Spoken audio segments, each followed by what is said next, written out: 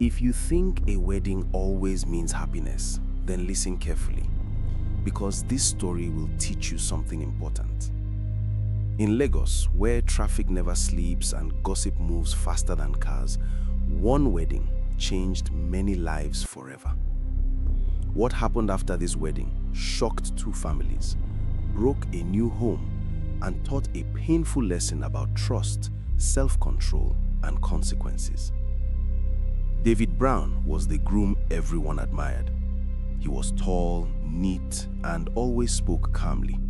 People said he was a good man. He worked in a small tech company on the island and saved money for years to give his bride a beautiful wedding. David believed he had finally made it in life. To him, marriage was the final proof that he was successful and respected. His wife, Sarah Brown, was kind and soft-spoken. She grew up in Surulere and learned early to respect people and family values. Sarah believed strongly in loyalty. She trusted deeply, maybe too deeply. When she loved with her whole heart. She had waited for marriage, prayed for a good husband, and truly believed David was an answer to her prayers. The wedding was loud, colorful, and full of joy. It took place at a popular event center in Ikeja. The music was loud, food was plenty, and laughter filled the air. Friends danced, family members smiled proudly. Nobody knew that behind those smiles, danger was already walking quietly into their future. Standing close to Sarah that day was her bridesmaid and childhood friend, Emily Stone. Emily was beautiful, confident, and very outspoken.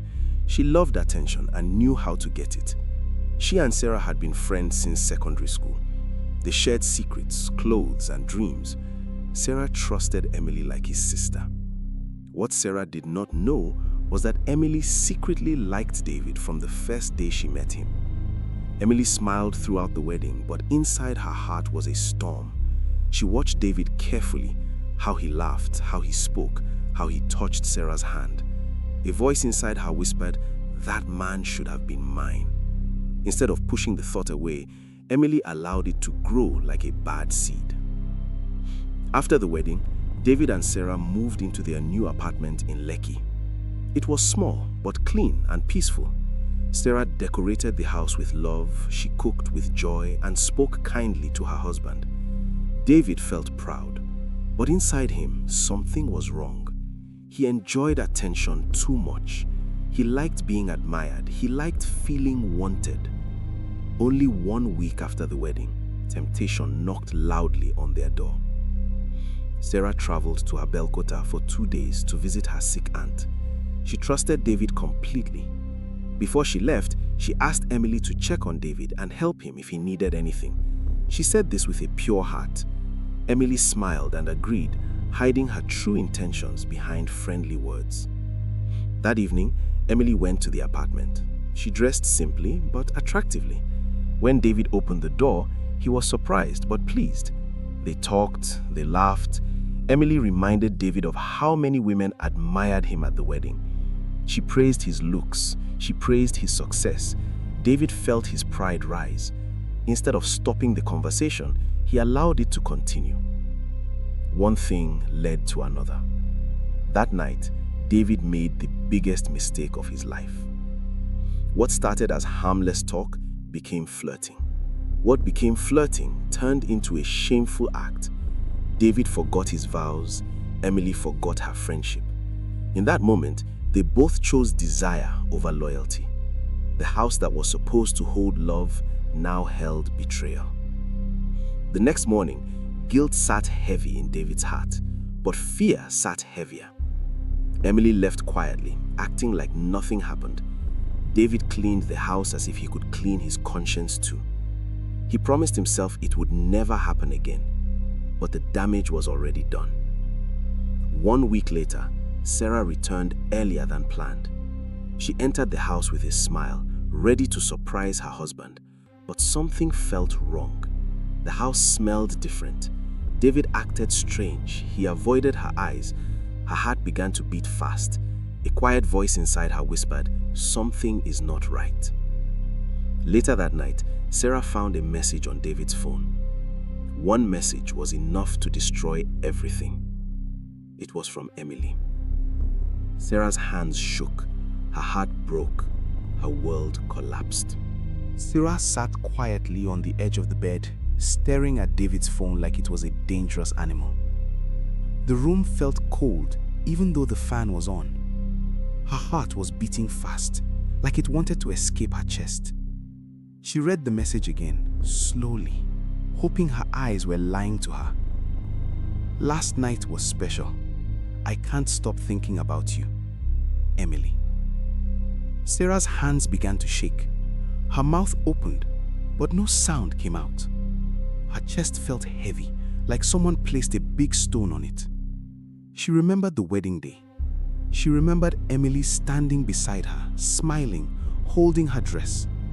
She remembered trusting both of them with her whole heart. At that moment, trust died quietly. David walked out of the bathroom, drying his face with a towel. He saw Sarah sitting on the bed holding his phone. His heart dropped. He knew. He did not need to ask. His secret was no longer a secret. "Sarah," he said softly, stepping closer. "Don't come near me," Sarah said. Her voice was calm, but it was the calm of deep pain. "Just answer me one question. Did you sleep with Emily?" David opened his mouth, then closed it. He looked at the floor. That silence was louder than any shout. Tears filled Sarah's eyes immediately. So it's true. 1 week, just 1 week after her wedding. David fell on his knees. "I'm sorry," he cried. "It was a mistake. I don't love her. I love you." Sarah stood up suddenly. "Love?" she shouted. "You say love with your mouth, but your actions are dirty. You slept with my best friend, my bridesmaid, in my house." David tried to touch her leg, but she pushed him away. "Don't touch me," she said. "You have already done enough." Sarah walked into the living room. Every corner reminded her of lies. The couch where Emily sat, the glass Emily drank from, the air itself felt polluted. Sarah felt like throwing up. She picked her phone and called Emily immediately. Emily answered on the second ring, her voice cheerful. "Hey, Sarah, you're back? How was Abeokuta?" Sarah laughed suddenly, a dry, painful laugh. "Emily," she said slowly, "how could you?" There was silence on the line. "How could you sleep with my husband?" Sarah continued, her voice breaking. "How could you look me in the eyes and smile after doing that?" Emily sighed. "Sarah, I didn't plan it like that. It just happened."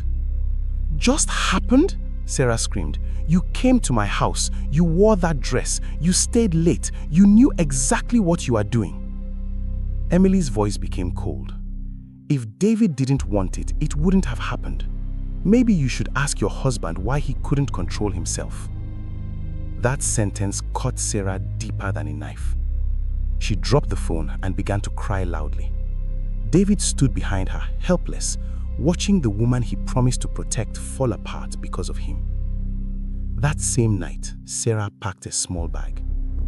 "Where are you going?" David asked in fear. "To my parents' house," she replied. "I cannot stay here with you. I need to breathe." David blocked the door. "Please, don't go. Let's talk. Let's fix this." Sarah looked at him with eyes full of pain. "Some things cannot be fixed. Move." David slowly stepped aside. When Sarah arrived at her parents' house in Surulere, it was past midnight. Her mother, Mrs. Johnson, opened the door and immediately knew something was wrong. "My child, what happened?" she asked, holding Sarah. Sarah broke down and told her everything. Her father sat quietly, listening. His face grew dark with anger. When Sarah finished, the room was silent. "This is shameful," he said, "very shameful." The next morning, phone calls began. Sarah's parents called David's parents in Agigide. News spread quickly, as bad news always does in Lagos. Aunties called, Uncles shouted, neighbors whispered. What was once a joyful wedding now became a public disgrace. David's mother cried on the phone. My son, how could you do this to your wife? 1 week. What will people say about us? David felt sick. He had disappointed everyone. Meanwhile, Emily sat comfortably in her room, scrolling through her phone like nothing serious had happened. But inside her heart, fear was growing. She knew she had crossed a line. Lagos was not a city where secrets stayed hidden. 2 days later, a family meeting was called. Both families gathered at Sarah's parents' house. The sitting room was full. The air was tense. David sat on one side, looking small and ashamed.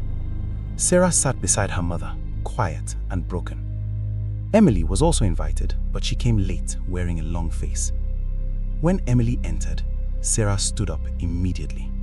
You have no right to sit here. Emily looked away. I came to explain, she replied. Sarah's father stood up. Explain what? He asked angrily.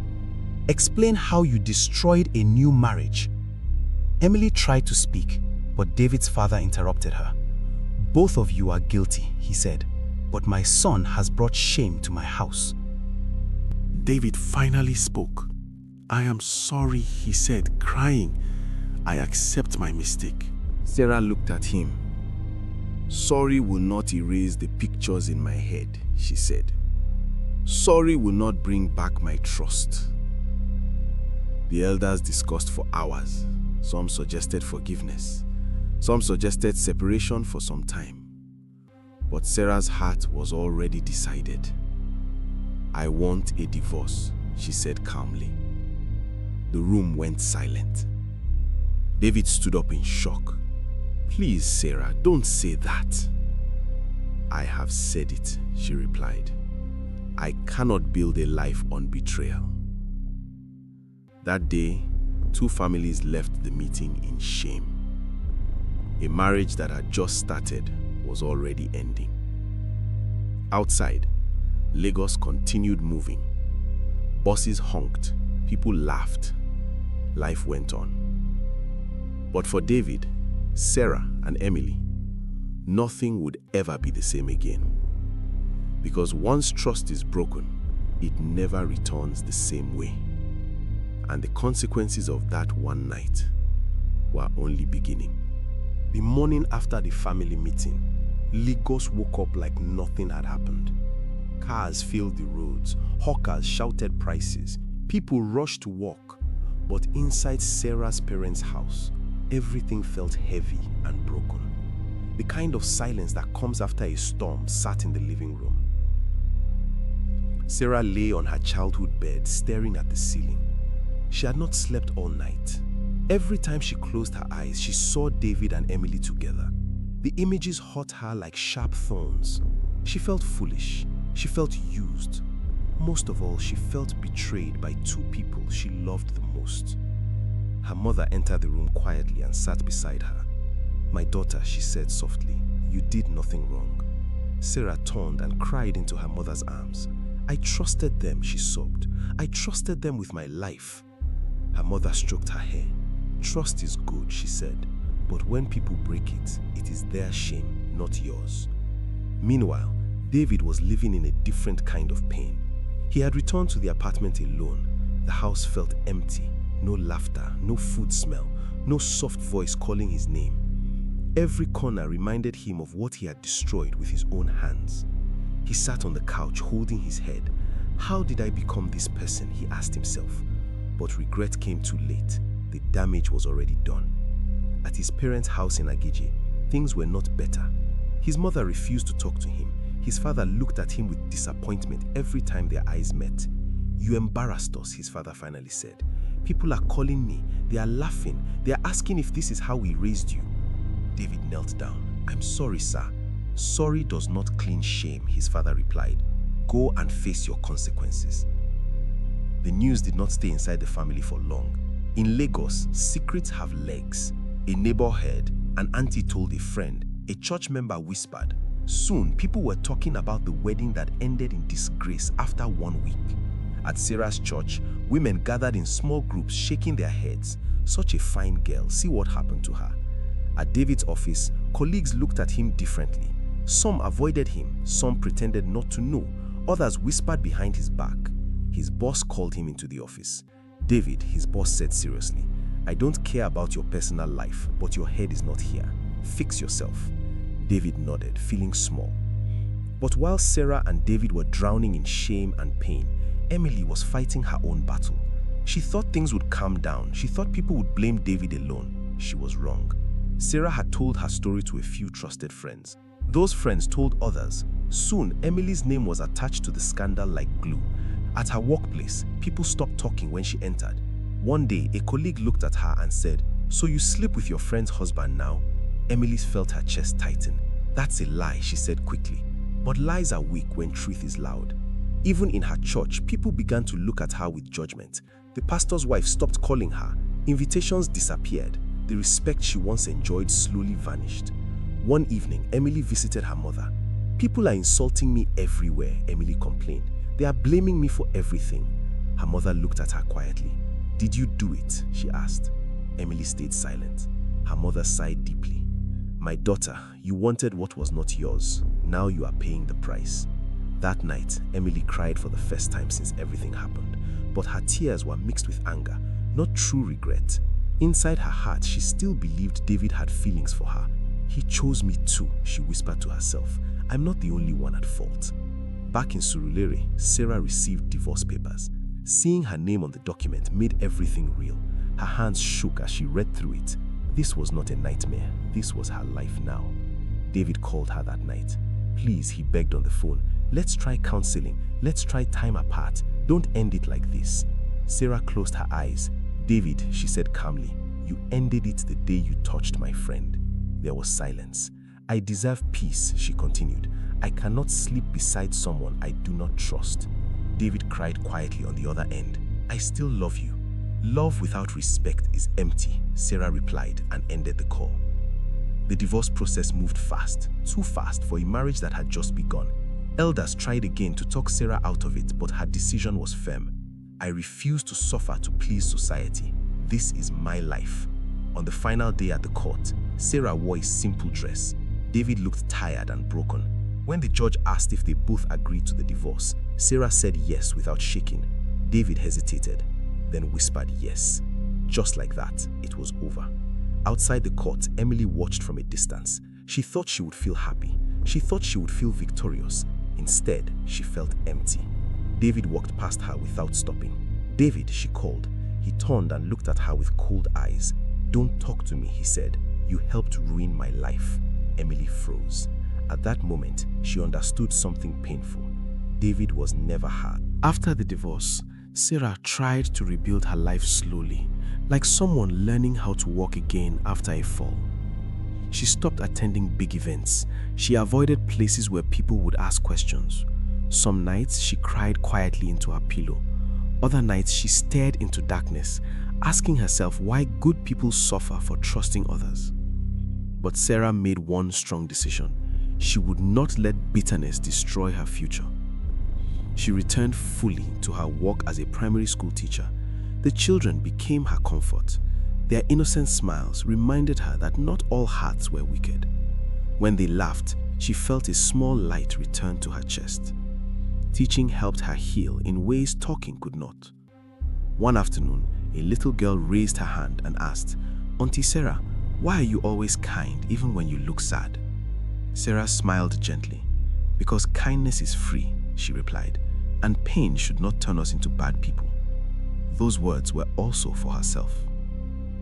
David's life, however, began to fall apart, piece by piece. At work, his performance dropped badly. He missed deadlines, he made mistakes. His boss warned him twice. On the third time, he was called into the office again. "David," his boss said firmly, "we have given you enough chances. We are letting you go." David felt the room spin. "Please," he begged, "I just need more time." But time was something he had wasted already. He packed his things in silence as his colleagues watched. Some felt pity, others felt nothing. Outside the office building, David sat on the pavement and stared at the road. Cars passed, life moved on, but his world had stopped. When he returned to the apartment, he could no longer afford the rent. He packed his bags and moved back to his parents' house. That night, he lay awake, listening to the sound of rain hitting the roof, thinking of the woman he lost because of one careless night. He tried calling Sarah again. She did not answer. Emily, on the other hand, thought this was her chance. She visited David's parents' house one evening. She dressed modestly and carried fruits, hoping to look respectful. David's mother opened the door and froze when she saw her. "What are you doing here?" the woman asked coldly. "I came to see David and to apologize." David's mother laughed bitterly. "Apologize," she said. "You destroyed my son's home." David heard the voices and came out. "Emily," he said sharply, "why are you here? I care about you. We can still—" "Stop," David interrupted. "There is no we. What happened between us was a mistake, a terrible one." Emily's eyes filled with tears. "You used me," she said. "You made me believe—" "I made you believe nothing," David replied. "You betrayed your friend. I betrayed my wife. We are both wrong." Those words burned Emily deeply. She left the house in shame, realizing too late that desire without honor leads nowhere. Days later, Karma knocked again. At Emily's workplace, a complaint was filed against her for unprofessional behavior. Old rumors were brought back. Management decided she was not a good image for the company. She was asked to resign. Emily walked home in disbelief. The same confidence she once had was gone. Her phone stopped ringing. Friends disappeared. Invitations ended. She sat alone in her room, staring at the mirror, no longer recognizing the woman looking back. "This is not how I planned my life," she whispered. Meanwhile, Sarah began to change. She started attending a small support group at her church. Other women shared their stories of pain, betrayal, and healing. Sarah realized she was not alone. Slowly, her shoulders became lighter. One evening, after a meeting, an older woman said to her, "My dear, sometimes God removes people from our lives because they are not meant to walk the next journey with us." Those words stayed in Sarah's heart. She began to smile again. She started jogging in the mornings. She cooked new meals. She laughed more freely. Healing was not fast, but it was real. One Saturday, Sarah went for a wedding. At first, she was scared, but she stood strong. When the bride walked in, Sarah felt no jealousy, only hope. "Love still exists," she whispered to herself, "just not with the wrong person." David watched Sarah from a distance that day. He had come with a friend. When he saw her smiling, something broke inside him. He finally understood. Time passed quietly, like a slow river. Weeks turned into months. The noise around the scandal reduced, but the effects stayed deep in the hearts of everyone involved. Lagos had moved on to the next gossip, but for Sarah, David, and Emily, life had changed forever. One Saturday morning, Sarah received a call from her church coordinator. "Sarah," the woman said kindly, "we are organizing a children's outreach in Makoko. We need teachers. Can you help?" Sarah paused. Then she smiled. "Yes," she replied, "I'll come." That outreach became a turning point. Sarah spent the whole day teaching children how to read, sing, and believe in themselves. Their joy filled her heart. For the first time in a long while, she went home feeling fulfilled, not empty. That night, she prayed and said something new. "God, I am ready to forgive, not for them, but for my peace." She did not know how or when forgiveness would come, but she opened her heart to it. Meanwhile, David's pride was finally breaking. Living back in his parents' house, unemployed and ashamed, he had too much time to think. Every morning he woke up remembering the vows he broke. Every night he slept with regret. He began to understand that cheating was not just a mistake, but a decision. One evening, his father called him to sit down. "My son," his old man said, "you cannot move forward if you keep drowning in guilt. You must face your wrong properly." David nodded. "I want to apologize to Sarah, not to get her back, just to take responsibility." His father looked at him closely. "Then do it sincerely." David sent Sarah a message, not a call. I am sorry for the pain I caused you. I am not asking for forgiveness or another chance. I just want you to know I take full responsibility. Sarah read the message slowly. She did not reply. 2 weeks later, something unexpected happened. Sarah attended a teacher's workshop on the island. During lunch break, she walked into a small cafe. As she ordered her food, she heard a familiar voice behind her. Sarah? She turned. It was Emily. For a moment, the world stopped. Emily looked thinner. Her eyes were tired. The confidence was gone. She stood awkwardly, unsure whether to speak or leave. Sarah's heart beat fast. Old pain tried to rise, but she held it down. Hello, Emily, Sarah said calmly. I didn't expect to see you, Emily replied quietly. I am sorry. They stood in silence. Can we sit? Emily asked. Sarah thought for a few seconds, then nodded. They sat across each other. The air between them was heavy. I ruined everything, Emily said, her voice shaking. I lost my job, I lost my friends, I lost you. Sarah listened without interrupting. I was jealous, Emily continued. I wanted what you had. I didn't think of the consequences. Tears ran down her face. Sarah took a deep breath. Emily, she said slowly, what you did broke me, but holding anger is breaking me too. Emily looked up in surprise. I forgive you, Sarah said, not because you deserve it, but because I deserve peace. She cried harder. Thank you, she whispered. They parted quietly, not as friends, not as enemies, just as two women who had learned painful lessons. That evening, Sarah felt lighter than she had in months. But the biggest test of forgiveness was still coming. A week later, David requested to see Sarah, just once. Sarah agreed, on one condition. It would be in a public place. They met at a quiet park in Ikeja. David looked older, smaller, broken. I am not here to beg, he said. I am here to apologize properly. Sarah listened. I betrayed your trust, David continued. I embarrassed you and your family. I own that. He bowed his head. I forgive you, Sarah said gently. But forgiveness does not mean reconciliation. David nodded. Life has a quiet way of surprising people when they least expect it. After forgiving both David and Emily, Sarah felt something change inside her. The heavy weight on her chest slowly lifted. She laughed more freely. She slept better. For the first time since the wedding disaster, she felt truly alive again. Sarah focused on herself. She enrolled in an online course to improve her teaching skills. In the evenings, she read books instead of replaying painful memories. On weekends, she volunteered more. Her world grew bigger than her pain. One Thursday afternoon, a new teacher joined her school. His name was Michael Green. Michael was calm, polite, and respectful. He spoke gently and listened carefully. The children liked him immediately. He did not talk too much about himself, but his actions showed kindness. He always arrived early and helped others without being asked. At first, Sarah did not pay much attention. Her heart was still cautious. She had promised herself never to rush love again.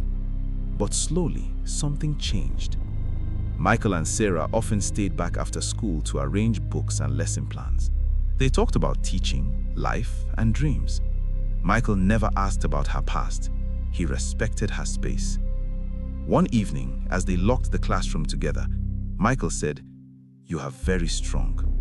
Sarah smiled. "How do you know?" "I see it in how you treat the children," he replied, "and how you carry yourself." That simple sentence warmed Sarah's heart. Meanwhile, David's life remained hard. He finally got a small job at a friend's business, but the pay was low. He worked long hours and returned home tired. His parents had forgiven him, but the disappointment remained. One night, he overheard his mother praying. "God," she said softly, "teach my son wisdom through this pain." Those words cut deep. David started attending a men's support group. There, he listened to other men talk about self-control, responsibility, and consequences. He began to understand that being a man was more than desire, it was discipline. Emily, on the other hand, was fighting loneliness. She tried to rebuild her life quietly. She started a small online clothing business. Some days were good, some days were bad, but she was learning humility for the first time in her life. Sometimes she thought about Sarah. "I wish I had protected that friendship," she would whisper. Back at school, Michael invited Sarah to a small group outing with other teachers. Sarah hesitated but eventually agreed. Laughter filled the evening. No pressure, no flirting, just peace. That night, Sarah realized something important. Love should feel safe. Weeks later, Michael finally spoke honestly. "I like you," he said gently, "but I will only continue if you are ready." Sarah's heart beat fast. "I have been hurt before," she replied. "I know, and I am willing to move at your pace." Those words healed something deep inside her. They started slowly. Short walks, simple conversations, honest communication. There were no secrets, no pressure. One day, Sarah told Michael everything about her past. He listened quietly. "That was painful," he said, "but it does not define you." For the first time, Sarah believed it. One afternoon, Sarah and Michael were at a small cafe when Sarah saw someone familiar walk past. David. Their eyes met. David saw Sarah laughing, truly laughing, with another man. His heart sank. But instead of anger, he felt acceptance. "She deserves happiness," he whispered to himself. Emily also saw the picture later. Sarah smiling beside Michael, posted by a school colleague. Emily closed her phone and sighed. "Some lessons come too late," she said. Just when life started to feel calm again, the past came knocking, softly but with force. Sarah and Michael's relationship continued to grow slowly and carefully.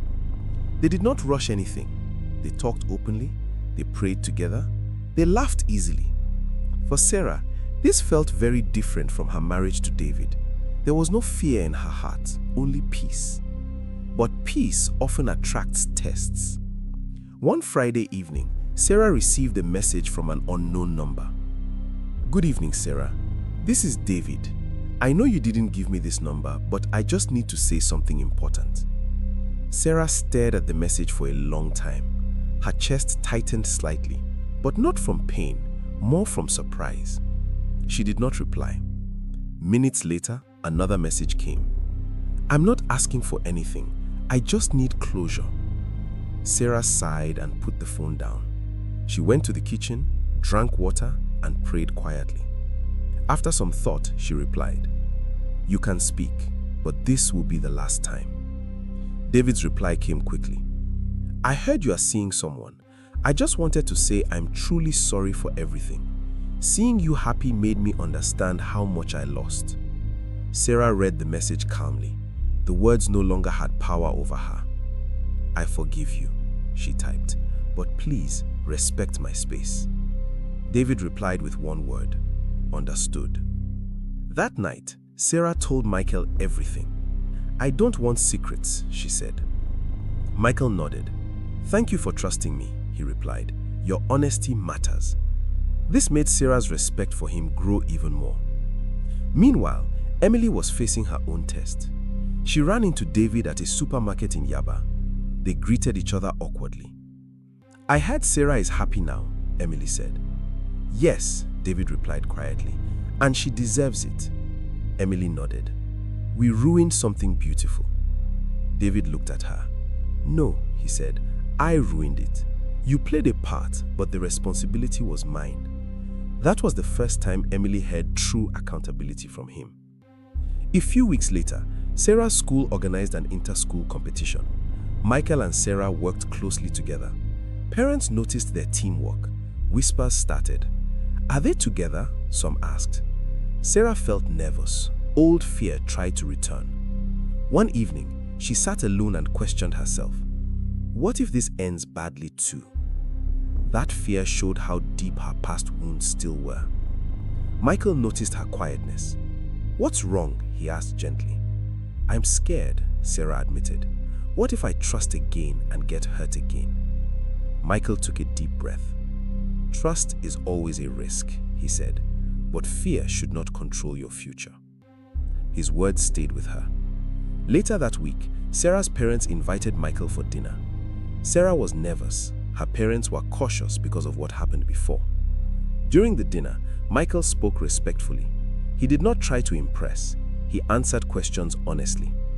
After he left, Sarah's father said something unexpected. "He is different," he said. "Take your time, but don't close your heart forever." Sarah smiled. But just as things were settling, trouble appeared again. Emily showed up at Sarah's school one afternoon. "I need to talk to you," Emily said. Sarah felt uneasy, but agreed. "I heard you are moving on," Emily said. "I just want to warn you." "Warn me about what?" Sarah asked. "Men are the same," Emily said bitterly. "Don't trust too easily." Sarah looked at her calmly. "Emily, your bitterness is not wisdom," she said. "I choose peace." Emily left feeling exposed. Life began to move into a new season for Sarah, one that felt calm but serious. The happiness she shared with Michael was no longer fragile, it was steady. It did not depend on excitement or fear. It grew from honesty, patience, and respect. One Sunday afternoon, Michael invited Sarah for a walk at a quiet park near the lagoon. Children played nearby, birds flew low, the air felt fresh. They sat on a bench in silence for a while. "Sarah," Michael finally said, "I want to be clear with you." She looked at him, her heart beating fast. "I am not here to waste your time. I want a future that is clean and honest, but I need to know if you are ready to walk that path with me." Sarah breathed deeply. "I am still healing," she said truthfully, "but I am ready to try again with the right person." Michael smiled. That's all I needed to hear. From that day, their relationship became more intentional. They prayed together, they set boundaries, they involved trusted elders. Everything was done differently from Sarah's past. Meanwhile, David watched life from a distance.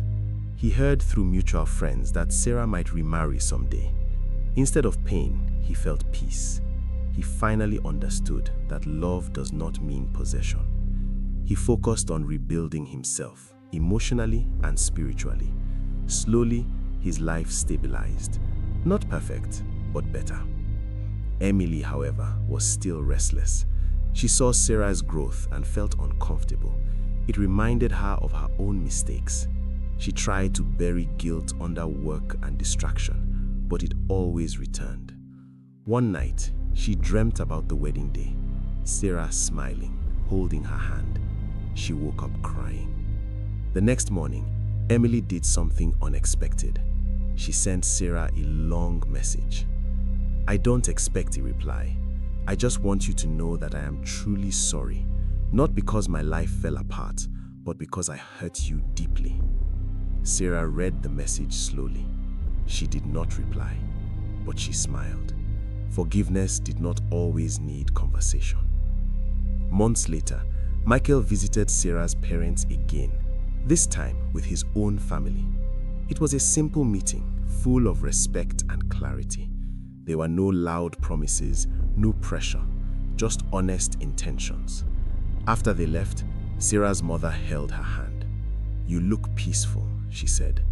"That is how love should look." Sarah nodded. That night, Sarah sat alone and reflected. She remembered her wedding day with David. She remembered the pain. She remembered the shame.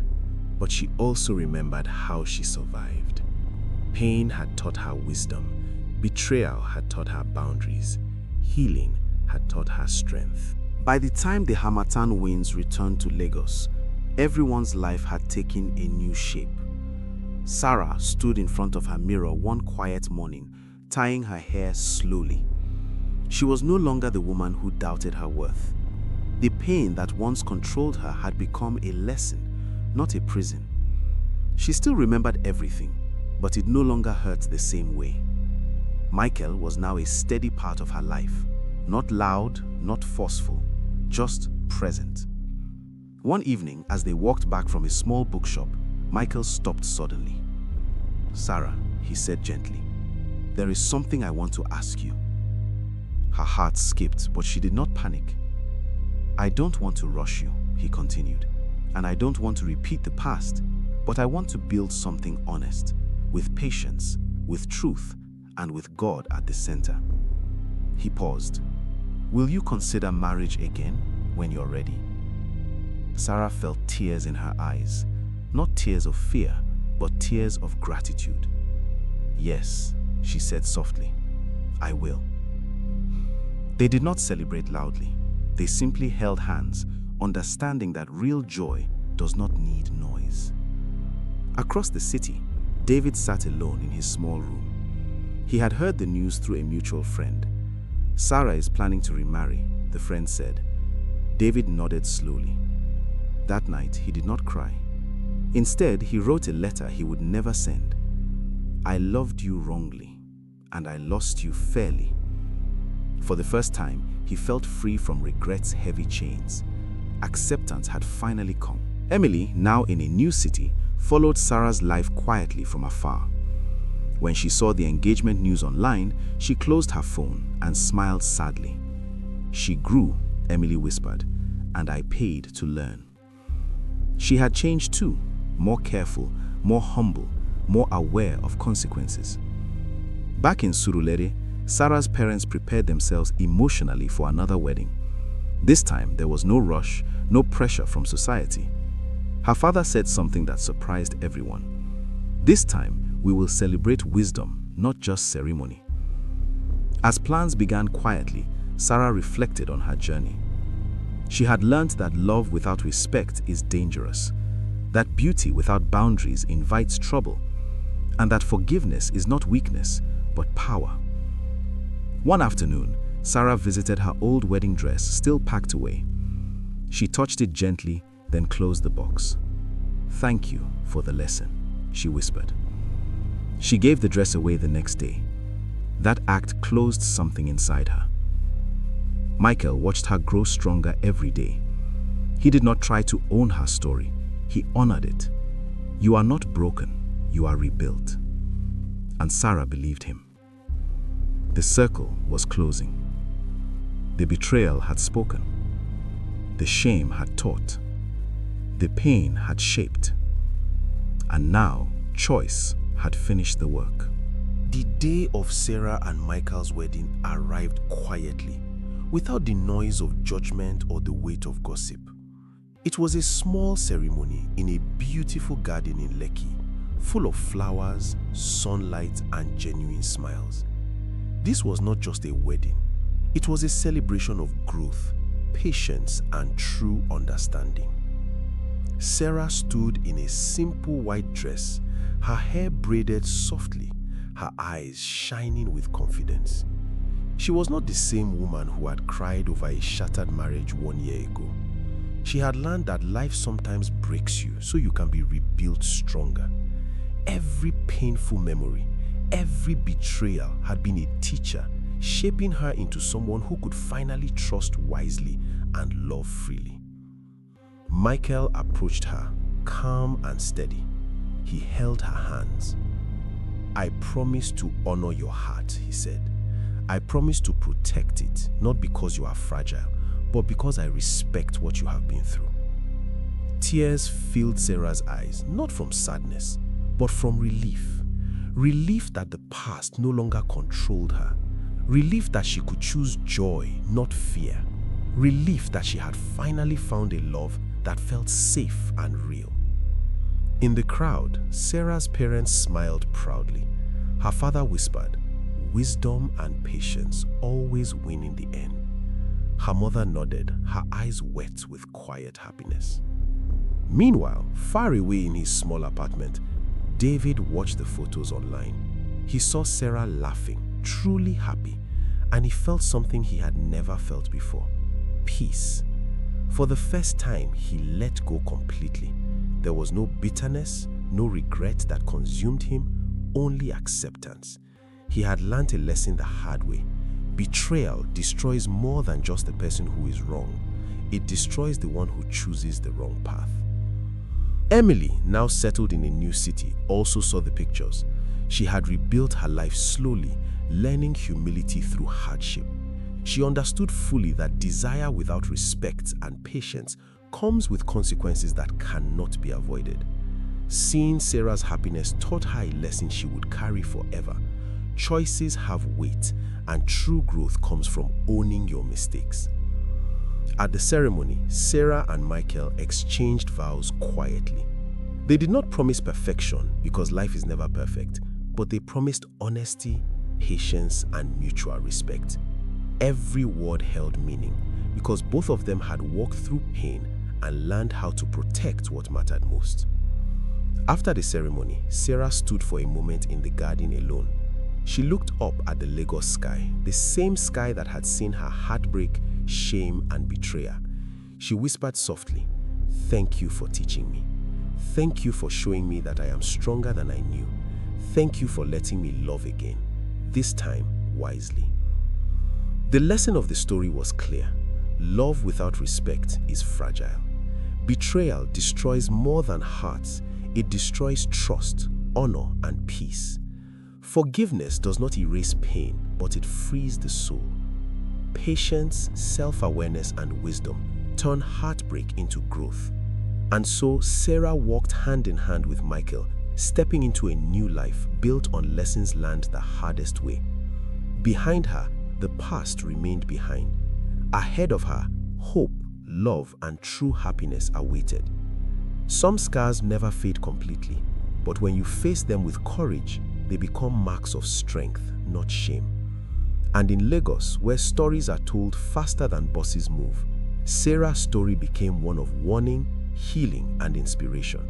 A reminder that even after betrayal, life can still be beautiful.